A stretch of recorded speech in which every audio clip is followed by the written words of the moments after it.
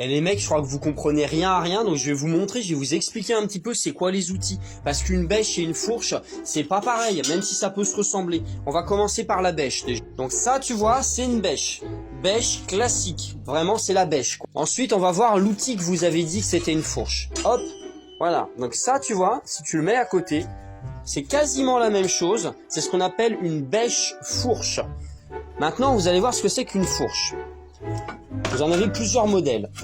Donc ça, par exemple, c'est une fourche pour la paille. Donc là, tu ramasses du foin ou de la paille avec ça. Ça, c'est vraiment une fourche à paille. Donc là, tu ramasses que de la paille avec ça. Ensuite, derrière, vous en avez encore une autre. Donc là, c'est une fourche vraiment pour la paille également, mais en bois, tu vois. Elle est fabriquée avec une branche de bois en un seul morceau. Et puis, bah, au cas où vous seriez un petit peu stupide, je vais vous montrer aussi ce que c'est qu'une pelle. Une pelle, c'est ça, tu vois. C'est pas encore la même chose. C'est arrondi et c'est pas carré du tout. Et ça, c'est pour ramasser du sable ou ramasser de la terre déjà émiettée.